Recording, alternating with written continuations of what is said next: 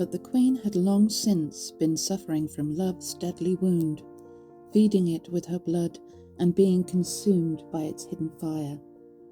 Again and again there rushed into her mind thoughts of the great valour of the man and the high glories of his line. His features and the words he had spoken had pierced her heart, and love gave her body no peace or rest. The next day's dawn was beginning to traverse the earth with the lamp of Phoebus's sunlight, and had moved the dank shadow of night from the sky, when she spoke these words from the depth of her affliction to her loved and loving sister. "Oh, Anna, what fearful dreams I have as I lie there between sleeping and waking.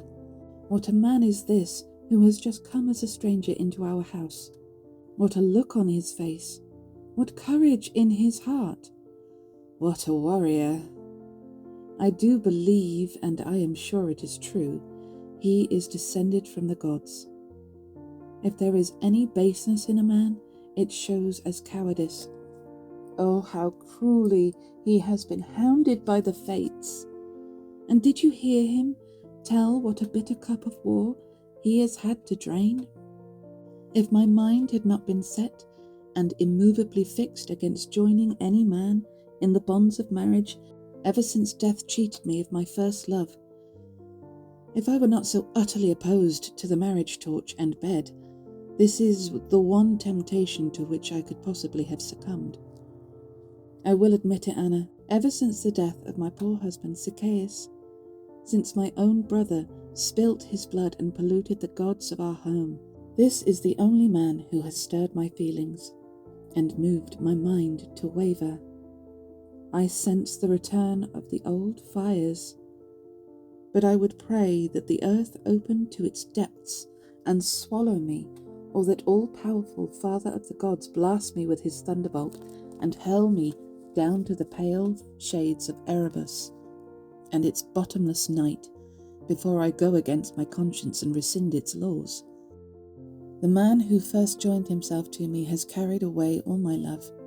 He shall keep it for himself, safe in his grave." The tears came when she had finished speaking and streamed down upon her breast. But Anna replied, "Sister, dearer to me than the light of life, are you going to waste away, living alone and in mourning all the days of your youth, without knowing the delight of children and the rewards of love? Do you believe this is what the dead care about when they are buried in the grave? Since your great sadness you have paid no heed to any man in Libya, or before that in Tyre. You have rejected Erebus and other chiefs bred in Africa, this rich home of triumphant warriors. Will you now resist even a love your heart accepts? Have you forgotten what sort of people these are and in whose land you have settled? On the one side you are beset by invincible Gaetulians, by Numidians, a race not partial to the bridle, and the inhospitable Syrtes. On the other, waterless desert and fierce raiders from Barca. I do not need to tell you about the war being raised against you in Tyre and your brother's threats.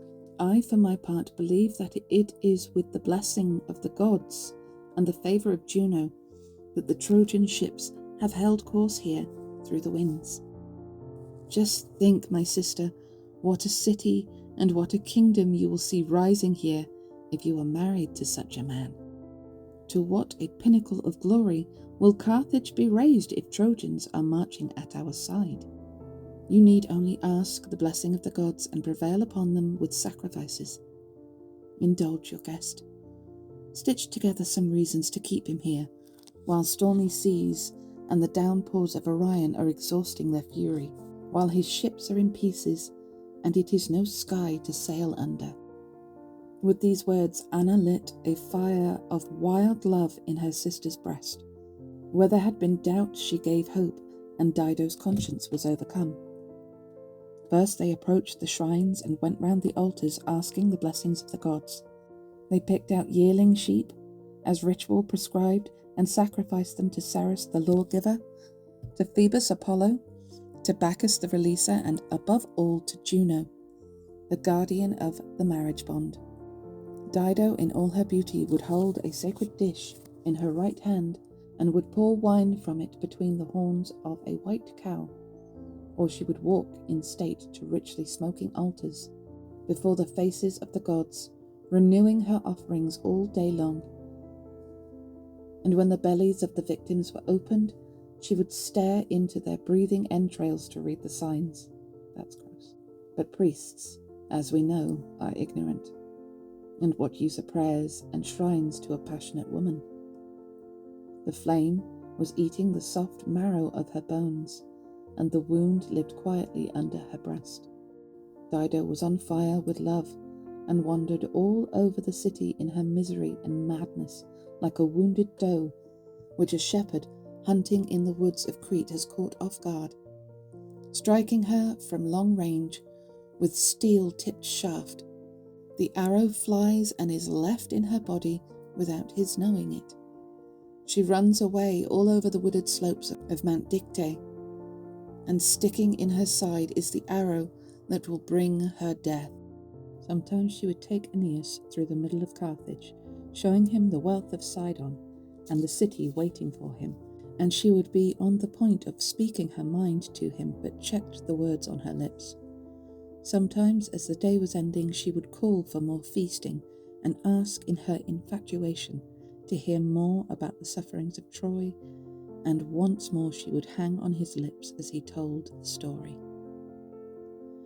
Then, after they had parted, when the fading moon was dimming her light and the setting stars seemed to speak of sleep, alone and wretched in her empty house, she would cling to the couch Aeneas had left. There she would lie long after he had gone, and she would see him and hear him when he was not there for her to see or hear. Or she would keep back Ascanius and take him on her knee, overcome by the likeness to his father, trying to beguile the love she could not declare. The towers she was building ceased to rise. Her men gave up the exercise of war and were no longer busy at the harbours and fortifications, making them safe from attack. All the work that had been started, the threatening ramparts of the great walls and the cranes soaring to the sky, all stood idle. As soon as Saturnian Juno, the dear wife of Jupiter, realized that Dido was infected by this sickness and that passion was sweeping away all thought for her reputation, she went and spoke to Venus. "You are covering yourselves with glory. These are the supreme spoils you are bringing home, you and that boy of yours. And what a noble and notable specimen of the divine he is. One woman has been overthrown by the arts of two gods. I do not fail to see that you have long been afraid of our walls and looked askance at the homes of lofty Carthage. But how is this going to end? Where is all this rivalry going to lead us now? Why do we not instead agree to arrange a marriage and live at peace forever? You have achieved what you have set your whole heart on. Dido is passionately in love, and the madness is working through her bones. So let us make one people of them and share authority equally over them. Let us allow her to become the slave of a Phrygian husband, and to hand over her Tyrians to you as a dowry."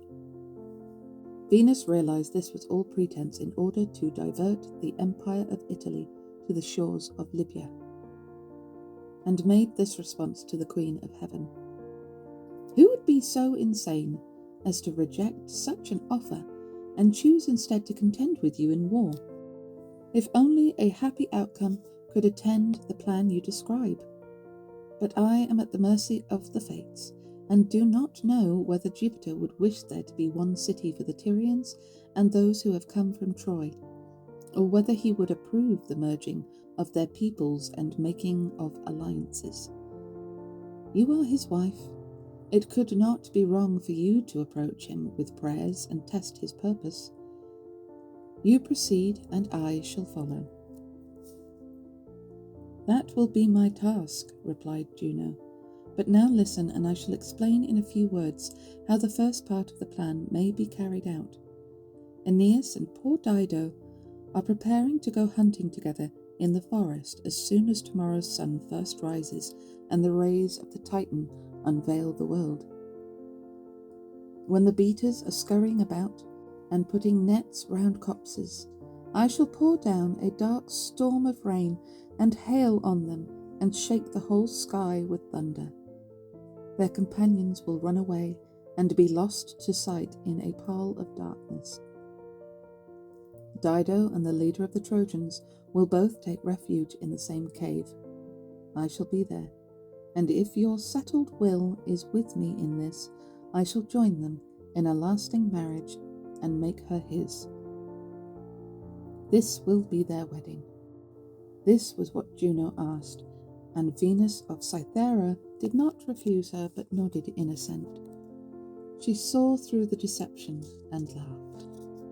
Meanwhile, Aurora rose from the ocean, and when her light came up to the sky, a picked band of men left the gates of Carthage carrying nets, wide-meshed and fine-meshed, and broad-bladed hunting spears, and with them came Massilian horsemen at the gallop and packs of keen-scented hounds. The queen was lingering in her chamber, and the Carthaginian leaders waited at her door. There, resplendent in its purple and gold, stood her loud-hoofed, high-mettled horse, champing its foaming bit. She came at last, with a great entourage thronging round her. She was wearing a Sidonian cloak with an embroidered hem. Her quiver was of gold. Gold was the clasp that gathered up her hair, and her purple tunic was fastened with a golden brooch. Nor was the Trojan company slow to move forward, Ascanius with them in high glee. Aeneas himself marched at their head, the most splendid of them all, as he brought his men to join the queens. He was like Apollo leaving his winter home in Lycia and the waters of the river Xanthus to visit his mother at Delos, there to start the dancing again, while all around the altars gather noisy throngs of Cretans and Dryopes and painted Agathyrsians. The god himself strides the ridges of Mount Cynthus, his streaming hair caught up and shaped into a soft garland of green and twined round with a band of gold, and the arrows sound on his shoulder. With no less vigour moved Aeneas, and his face shone with equal radiance and grace. When they had climbed high into the mountains, above the tracks of men where the animals make their lairs, suddenly some wild goats were disturbed on the top of a crag and came running down from the ridge. Then on the other side there were deer running across the open plain. They had gathered into a herd and were raising the dust as they left the high ground far behind them. Down in the middle of the valley, young Ascanius was riding a lively horse and revelling in it, galloping past the deer and the goats and praying that among these flock of feeble creatures he could come across a foaming boar, or that a tawny lion would come down from the mountains. While all this was happening, a great rumble of thunder began to stir the sky. Down came the rain and the hail, and Tyrian huntsmen, men of Troy, and Ascanius of the line of Dardanus, and grandson of Venus, scattered in fright all over the fields, making for shelters as rivers of water came rushing down from the mountains. Dido and the leader of the Trojans took refuge together in the same cave. The sign was first given by Earth and by Juno as matron of honour. Fires flashed, and the heavens were witness to the marriage, while nymphs wailed on the mountain tops. This day was the beginning of her death, the first cause of all her sufferings. From now on Dido gave no thought to her appearance or her good name, and no longer kept her love as a secret in her own heart, but called it marriage, using the word to cover her guilt. Rumour did not take long to go through the great cities of Libya. Of all the ills there are, rumour is the swiftest. She thrives on movement and gathers strength as she goes. From small and timorous beginnings, She soon lifts herself up into the air, her feet still on the ground, and her head hidden in the clouds. They say she is the last daughter of Mother Earth who bore her in rage against the gods, a sister for Coeus and Enceladus. Rumour is quick of foot and swift on the wing, a huge and horrible monster. And under every feather of her body, strange to tell, there lies an eye that never sleeps, a mouth and a tongue that are never silent, and an ear always pricked. By night she flies between earth and sky, squawking through the darkness, and never lowers her eyelids in sweet sleep. By day she keeps watch, perched on the tops of gables or on high towers, and causes fear in great cities, holding fast to her lies and distortions as often as she tells the truth. At that time she was taking delight in plying the tribes with all manner of stories, fact and fiction mixed in equal parts, how Aeneas the Trojan had come to Carthage, and the lovely Dido had thought fit to take him as her husband, how they were even now indulging themselves and keeping each other warm the whole winter through, forgetting about their kingdoms and becoming the slaves of lust. When the foul goddess had spread this gossip all around on the lips of men, she then steered her course to King Aeneas to set his mind alight and fuel his anger. Jupiter had ravished a Garamantian nymph, and Aeneas was his son.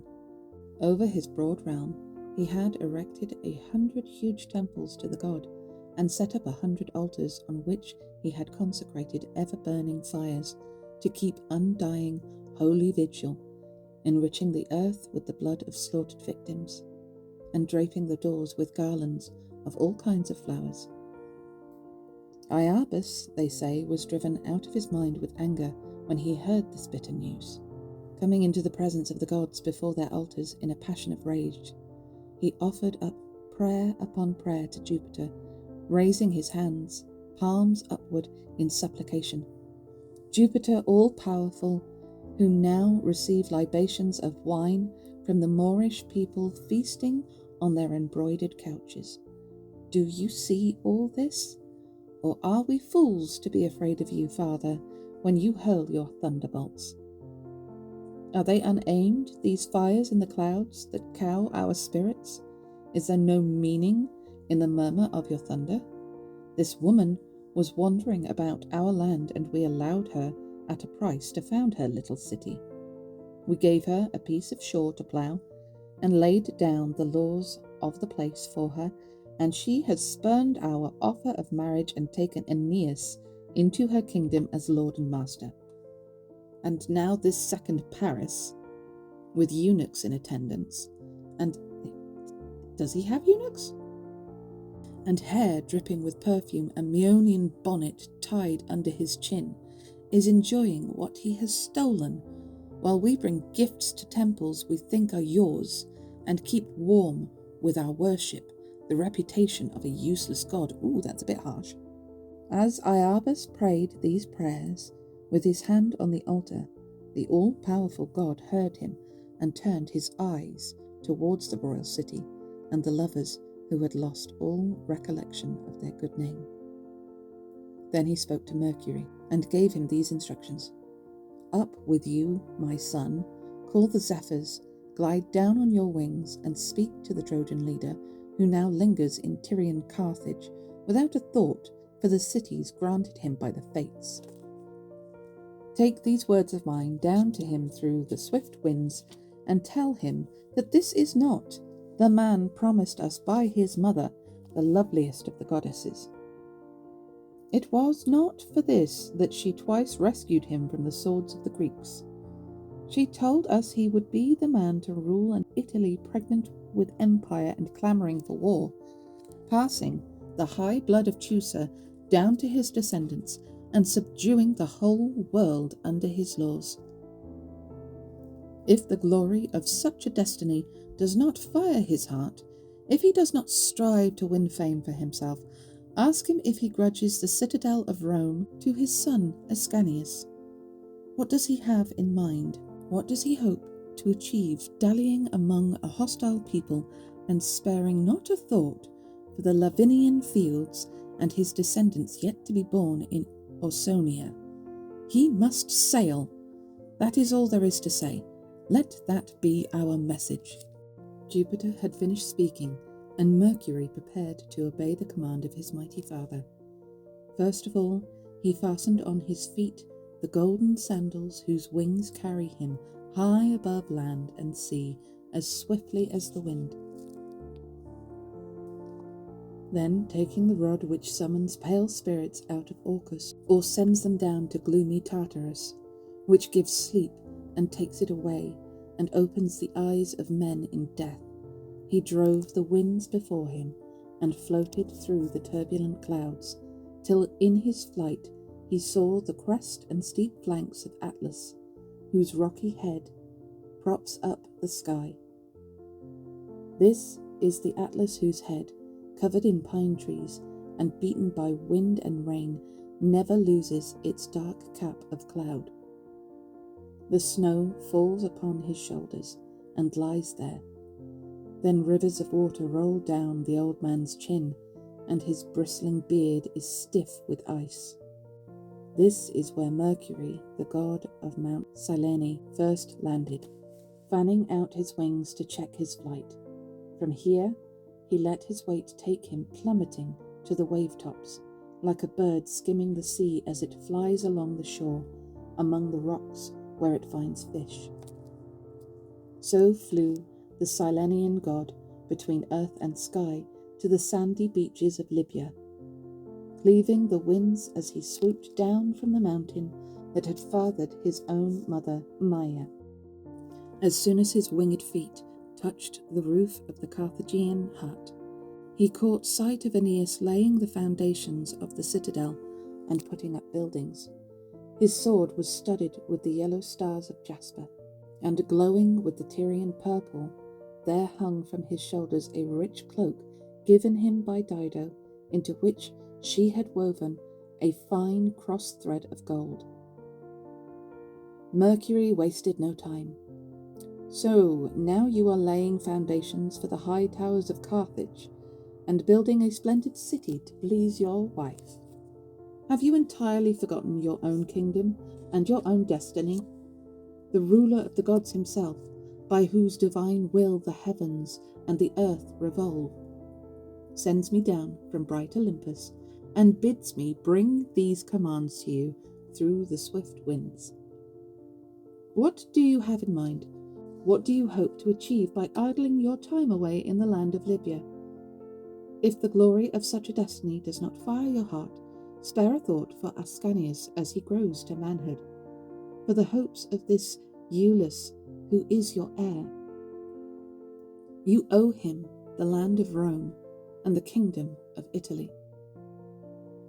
No sooner had these words passed the lips of the Cyllenian god than he disappeared from mortal view and faded far into the insubstantial air. But the sight of him left Aeneas dumb and senseless. His hair stood on end with horror, and the voice stuck in his throat. He longed to be away and leave behind him this land he had found so sweet.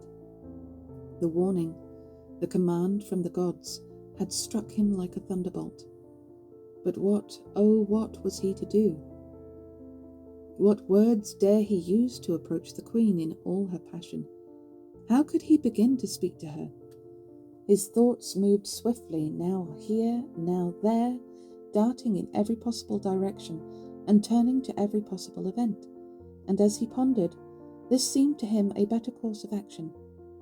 He called Mnestheus, Sergestus, and brave Serestus, and ordered them to fit out the fleet and tell no one, to muster the men on the shore with their equipment at the ready, and keep secret the reason for the change of plan. In the meantime, since the good queen knew nothing, and the last thing she expected was the shattering of such a great love, he himself would try to make approaches to her, and find the kindest time to speak, and the best way to handle the matter. They were delighted to receive their orders and carried them out immediately. But the queen, who can deceive a lover, knew in advance some scheme was afoot. Afraid where there was nothing to fear, she was the first to catch wind of their plans to leave, and while she was already in a frenzy, that same wicked rumour brought word that the Trojans were fitting out their fleet and preparing to sail away. Driven to distraction and burning with passion, she raged and raved round the whole city like a bacchant stirred by the shaking of the sacred emblems and roused to frenzy when she hears the name of Bacchus at the biennial orgy, and the shouting on Mount Cithæron calls to her in the night. At last she went to Aeneas, and before he could speak she cried, "You traitor! Did you imagine you could do this and keep it secret? Did you think you could slip away from this land of mine and say nothing? Does our love have no claim on you, or the pledge your right hand once gave me, or the prospect of Dido dying a cruel death? Why must you move your fleet in these winter storms and rush across the high seas into the teeth of the north wind? You are heartless. Even if it were not other people's fields and some home unknown you were going to, if old Troy was still standing, would any fleet set sail even for Troy in such stormy seas? Is it me you are running away from? I beg you by these tears, by the pledge you gave me with your own right hand. I have nothing else left me now in my misery. I beg you by our union, by the marriage we have begun. If I have deserved any kindness from you, if you ever loved anything about me, pity my house that is falling around me, I implore you. If it is not too late for prayers, give up these plans of yours. I am hated because of you by the peoples of Libya and the Numidian kings. My own Tyrians are against me. Because of you, I have lost all conscience and self-respect, and have thrown away the good name I once had, my only hope of reaching the stars. My guest is leaving me to my fate, and I shall die. Guest is the only name I can now give the man who used to be my husband. What am I waiting for? For my brother Pygmalion to come and raze my city to the ground? For the Gaetulian Iarbas to drag me off in chains? Oh, if only you had given me a child before you abandoned me. If only there were a little Aeneas to play in my palace. In spite of everything, his face would remind me of yours, and I would not feel utterly betrayed and desolate." She had finished speaking. Remembering the warnings of Jupiter, Aeneas did not move his eyes and struggled to fight down the anguish of his heart. At last he spoke these few words. "I know, O Queen, you can list a multitude of kindnesses you have done me. I shall never deny them, and never be sorry to remember Dido when I remember myself, while my spirit still governs this body. Much could be said. I shall only say a little. It never was my intention to be deceitful or run away without your knowing, and do not pretend that it was. Nor have I ever offered you marriage or entered into that contract with you. If the fates were leaving me free to live my own life and settle all my cares according to my own wishes, my first concern would be to tend the city of Troy, those of my dear people who survive. A lofty palace of Priam would still be standing, and with my own hands I would have built a new citadel at Pergamon for those who have been defeated. But now Apollo of Grunium has commanded me to claim the land of Italy, and Italy is the word on the lots cast at his Lycian oracle. That is my love, and that is my homeland. You are a Phoenician from Asia, and you care for the citadel of Carthage, and love the very sight of this city in Libya. What objection can there be to Trojans settling in the land of Ausonia? How can it be a sin if we too look for distant kingdoms? Every night when the earth is covered in mist and darkness, every time the burning stars rise in the sky, I see in my dreams the troubled spirit of my father Anchises coming to me with warnings, and I am afraid. I see my son Ascanius and think of the wrong I am doing him, cheating him of his kingdom in Hesperia and the lands the fates have decreed for him. And now, even the messenger of the gods has come down through the swift winds. I swear it by the lives of both of us, and brought commands from Jupiter himself. With my own eyes I have seen the god in the clear light of day coming within the walls of your city. With my own ears I have listened to his voice. Do not go on causing distress to yourself and to me by these complaints. It is not by my own will that I search for Italy. All the time he had been speaking, she was turned away from him, but looking at him, speechless and rolling her eyes, taking in every part of him. At last she replied, on a blaze of passion, "You are a traitor. You are not the son of a goddess, and Dardanus was not the first founder of your family. It was the Caucasus that fathered you on its hard rocks, and the Hyrcanian tigers offered you their udders. Why should I keep up a pretense? Why should I hold myself in check in order to endure greater suffering in the future?" He did not sigh when he saw me weep. He did not even turn to look at me. Was he overcome and brought to tears? Had he any pity for the woman who loves him? Where can I begin when there is so much to say? Now, after all this, can mighty Juno and the son of Saturn, the father of all, can they now look at this with the eyes of justice? Is there nothing we can trust in this life? He was thrown helpless on my shores, and I took him in, and like a fool settled him as partner in my kingdom. He had lost his fleet, and I found it, and brought his companions back from the dead. It drives me to madness to think of it.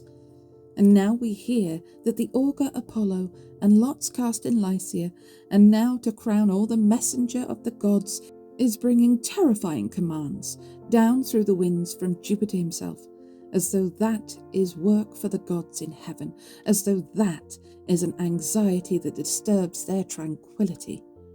I do not hold you or bandy words with you. Away you go, keep on searching for your Italy with the winds to help you. Look for your kingdom over the waves, but my hope is that if the just gods have any power, you will drain a bitter cup among the ocean rocks, calling the name of Dido again and again, and I shall follow you not in the flesh, but in the black fires of death. And when its cold hand takes the breath from my body, my shade shall be with you wherever you may be. You will receive the punishment you deserve, and the news of it will reach me deep among the dead." At these words she broke off and rushed indoors in utter despair, leaving Aeneas with much to say and much to fear. Her attendants caught her as she fainted, and carried her to her bed in her marble chamber. But Aeneas was faithful to his duty. Much as he longed to soothe her and console her sorrow, to talk to her and take away her pain, with many a groan, and with a heart shaken by his great love, he nevertheless carried out the commands of the gods and went back to his ships. By then the Trojans were hard at work. All along the shore they were hauling the tall ships down to the sea. They set the well-caulked hulls afloat, and in their eagerness to be away, they were carrying down from the woods unworked timber and green branches for oars. You could see them pouring out of every part of the city, like ants plundering a huge heap of wheat and storing it away in their home against the winter. And their black column advances over the plain as they gather in their booty along a narrow path through the grass, some putting their shoulders to huge grains and pushing them along, others keeping the column together and whipping in the stragglers, and the whole track seethes with activity. What were your feelings, Dido, as you looked at this? Did you not moan as you gazed out from the top of your citadel and saw the broad shore seething before your eyes, and confusion and shouting all over the sea? Love is a cruel master. There are no lengths to which it does not force the human heart. Once again she had recourse to tears. Once again she was driven to try to move his heart with prayers, becoming a suppliant, and making her pride submit to her love, in case she should die in vain, leaving some avenue unexplored. You see, Anna, The bustle all over the shore.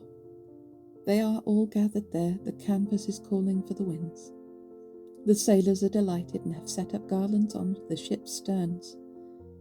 I was able to imagine that this grief might come. I shall be able to endure it. But Anna, do this one service for your poor sister. You are the only one the traitor respected.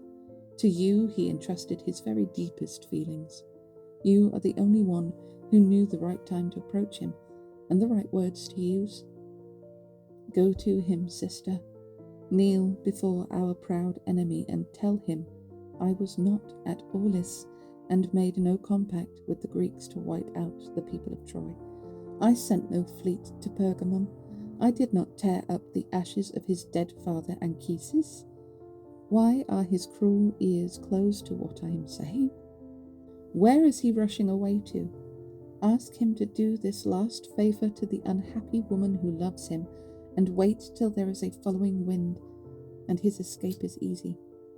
I am no longer begging for the marriage which we once had, and which he has now betrayed.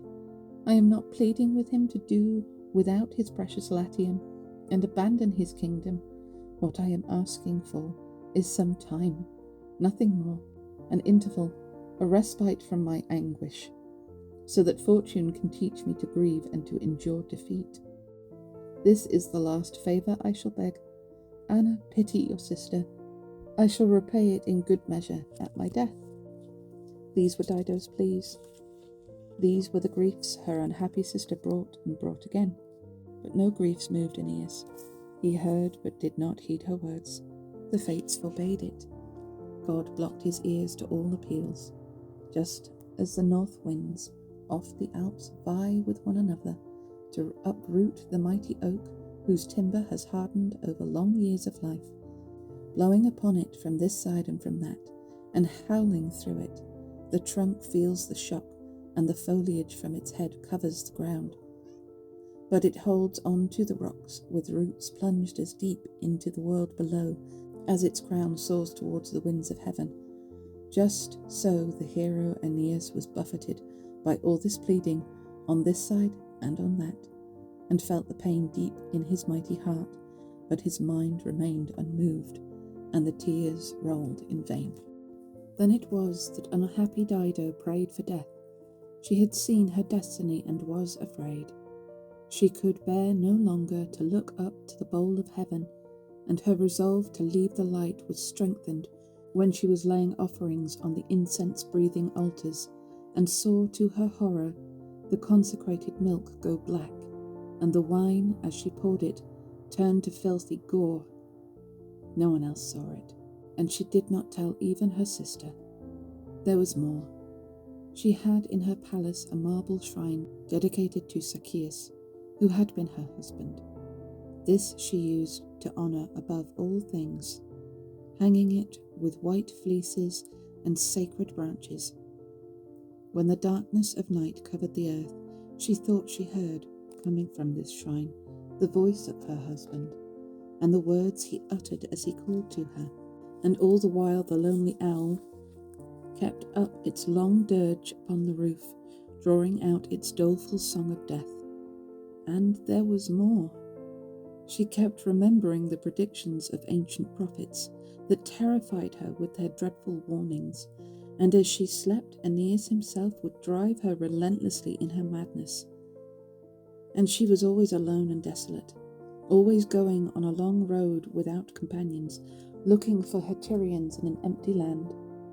She would be like Pentheus in his frenzy when he was seeing columns of Furies, and a double sun, and 2 cities of Thebes, or Orestes, son of Agamemnon, driven in flight across the stage by his own mother, armed with her torches and black snakes, while the avenging Furies sat at the door.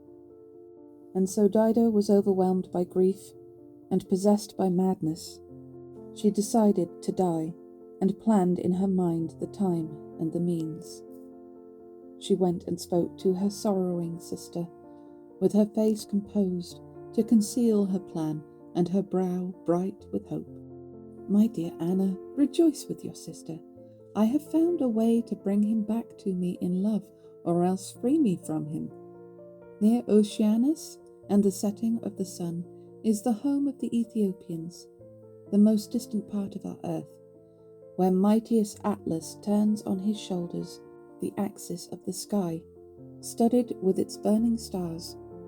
From here, they say, there comes a Massilian priestess who was the guardian of the temple of the Hesperides. She used to keep watch over the branches of the sacred tree and bring rich foods for the serpent, spreading the oozing honey and sprinkling the sleep-bringing seeds of the poppy. She undertakes to free by her spells the mind of anyone she wishes and to send cruel cares to others, to stop the flow of rivers and turn stars back in their courses. At night she raises the spirits of the dead, and you will see the ash trees coming down from the mountains and hear the earth bellow beneath your feet. I call the gods and your own sweet self to witness, my dearest sister, that it is not by my own will that I have recourse to magic arts. Go now, telling no one, and build up a pyre under the open sky in the inner courtyard of the palace, and lay on it the armour this traitor has left hanging on the walls of my room.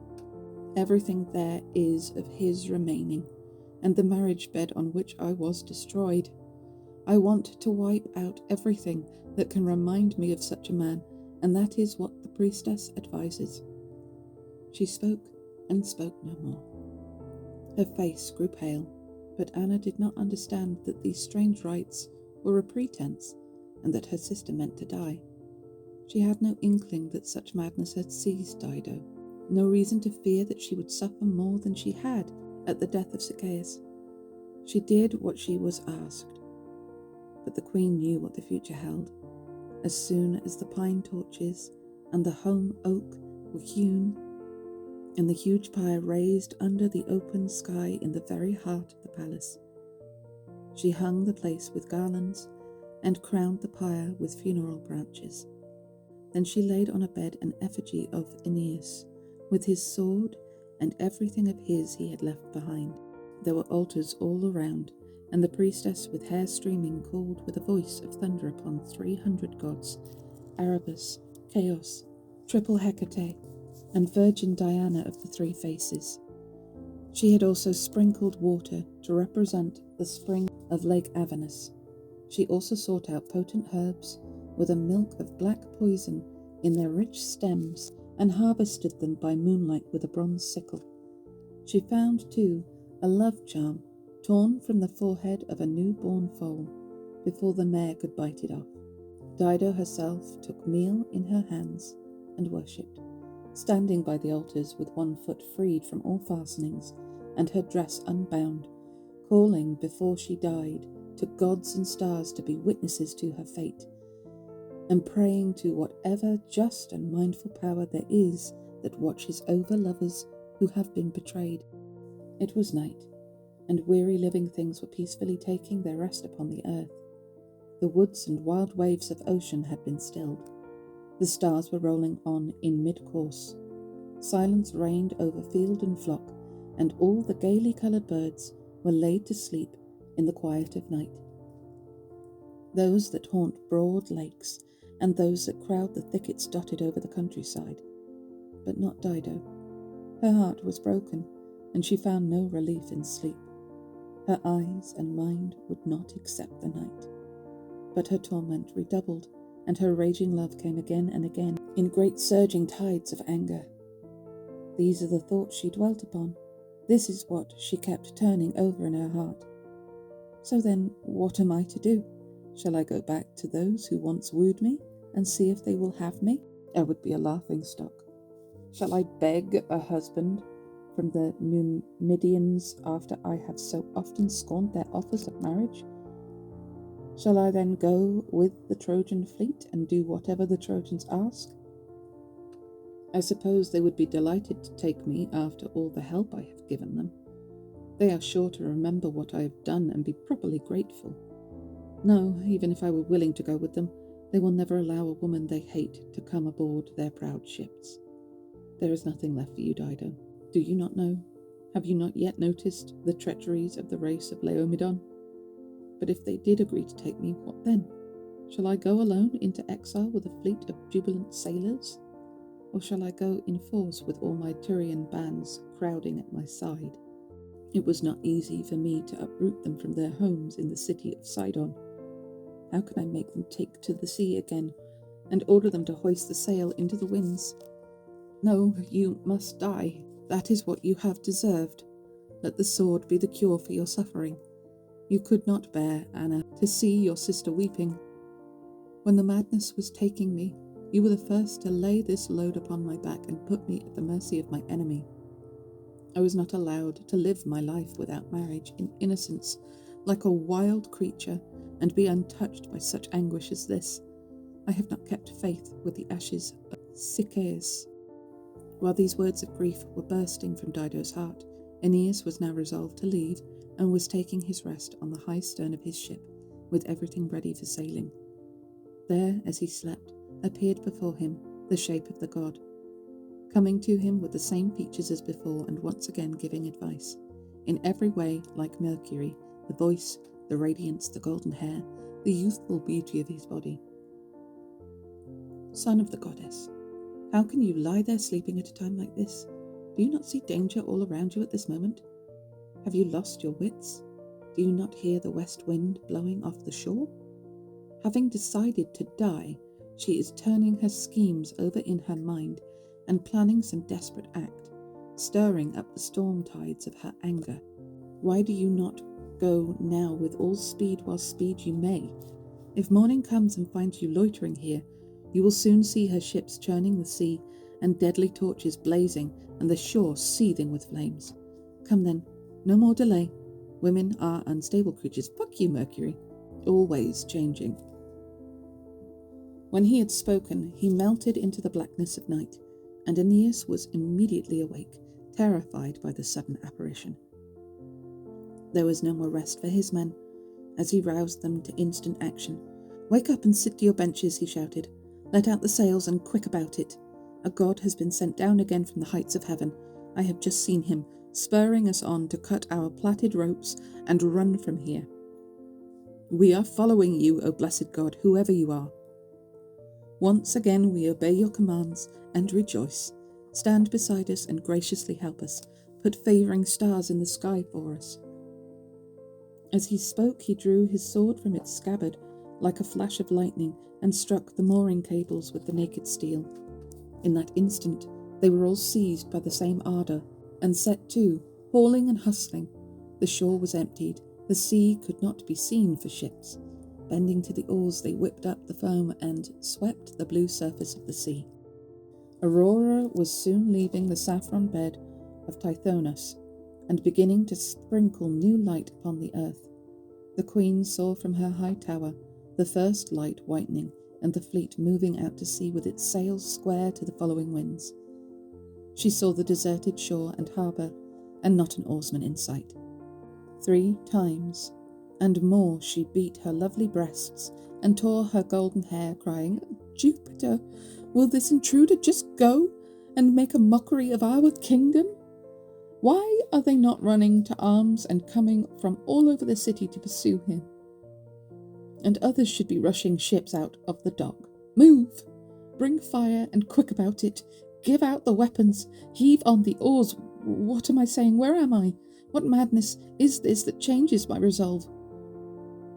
Poor Dido, you have done wrong, and it is only now coming home to you. You should have thought of this when you were offering him your sceptre. So much for his right hand, so much for his pledge, the man who is supposed to be carrying with him the gods of his native land, and to have lifted his weary old father up on his shoulders. Could I not have taken him and torn him limb from limb and scattered the pieces in the sea? Could I not have put his men to the sword, and Ascanius too, and served his flesh at his father's table?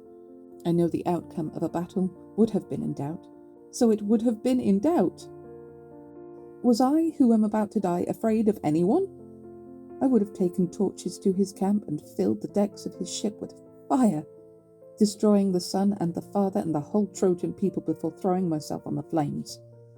O heavenly Son, whose fires pass in review all the works of this earth, And you, Juno, who have been witness and party to all the anguish of this love, and Hecate, whose name is heard in nightly howling at the crossroads all over our city, and the avenging Furies, and you, the gods of dying Dido, listen to these words, give a hearing to my sufferings, for they are great, and heed my prayers. If that monster of wickedness must reach harbour, if he must come to shore, and that is what the fates of Jupiter demand, if the boundary stone is set and may not be moved, then let him be harried in war by a people bold in arms. May he be driven from his own land and torn from the embrace of Iülus. May he have to beg for help and see his innocent people dying. Then, after he has submitted to the terms of an unjust peace, let him not enjoy the kingdom he longs for or the life he longs to lead, but let him fall before his time and lie unburied on the broad sand. This is my prayer. With these last words I pour out my life's blood. As for you, my Tyrians, you must pursue with hatred the whole line of his descendants in time to come. Make that your offering to my shade. Let there be no love between our peoples and no treaties.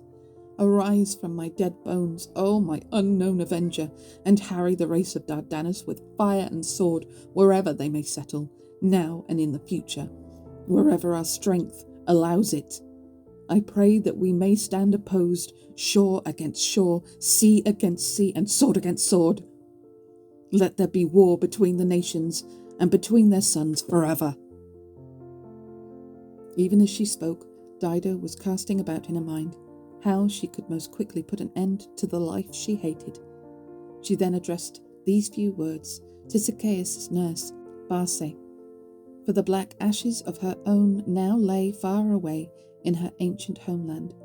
My dear nurse, send my sister Anna quickly to me, telling her to sprinkle her body with river water and take with her the animals and the offerings as instructed. That is how she is to come, and your own forehead must be veiled with a sacred ribbon. I have prepared with due care offerings to Jupiter of the Styx, and am now of a mind to complete them and put an end to the pain of love by giving the pyre of this Trojan to the flames. The old woman bustled away, leaving Dido full in wild fears at the thought of what she was about to do. Her cheeks trembling and flecked with red, her bloodshot eyes rolling, she was pale with the pallor of approaching death. Rushing through the door into the inner courtyard, she climbed the high pyre in a frenzy and unsheathed the Trojan sword for which she had asked, though not for this purpose. Then her eyes lit on the Trojan clothes and the bed she knew so well, and pausing for a moment to weep and to remember, she lay down on the bed and spoke these last words. These are the possessions of Aeneas, which I so loved while God and the fates allowed it. Let them receive my spirit and free me from this anguish.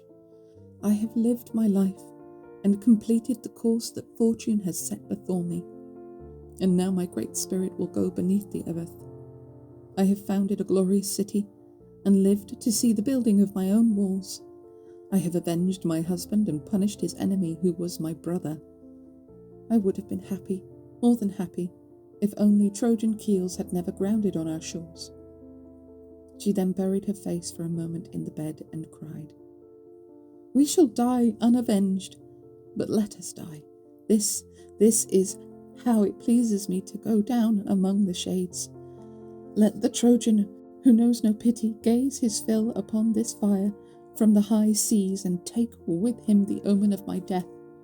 So she spoke, and whilst speaking fell upon the sword. Her attendants saw her fall. They saw the blood foaming on the blade and staining her hands, and filled the high walls of the palace with their screaming.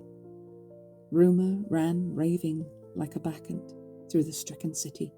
The palace rang with lamentation and groaning, and the wailing of women, and the heavens gave back the sound of mourning. It was as though the enemy were within the gates, and the whole of Carthage or old Tyre were falling with flames raging and rolling over the roofs of men and God. Anna heard, and was beside herself. She came rushing in terror through the middle of the crowd, tearing her face and beating her breast, calling out her sister's name as she lay dying. So this is what it meant. It was all to deceive your sister. This was the purpose of the pyre and the flames and the altars. You have abandoned me. I do not know how to begin to reproach you. Did you not want your sister's company when you were dying? You could have called me to share your fate, and we both would have died in the same amount of the same grief. To think it was my hands that built the pyre, and my voice that called upon the gods of our fathers, so that you could be so cruel as to lay yourself down here to die without me.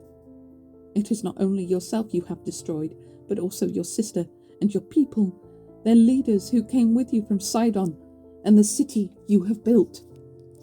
Give me water. I shall wash her wounds and catch any last lingering breath with my lips.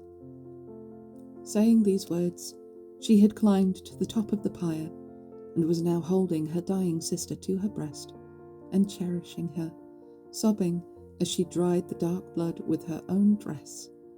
Once more Dido tried to raise her heavy eyes, but failed. The wound hissed round the sword beneath her breast. 3 times she raised herself on her elbow. 3 times she fell back on the bed. With wavering eyes she looked for light in the heights of heaven, and groaned when she found it. All-powerful Juno then took pity on her long anguish and difficult death, and sent Iris down from Olympus to free her struggling spirit and loosen the fastenings of her limbs. For since she was dying not by the decree of fate, but by her own deserts, but pitiable and before her time, in a sudden blaze of madness, Proserpina had not yet taken a lock of her golden hair, or consigned her to Stygian Orcus. So Iris, bathed in dew, flew down on her saffron wings, trailing all her colours across the sky opposite the sun, and hovered over Dido's head to say, I am commanded to take this lock of hair as a solemn offering to Dis, and now I free you from your body. With these words, she raised her hand and cut the hair, and as she cut, all warmth went out of Dido's body, and her life passed into the winds.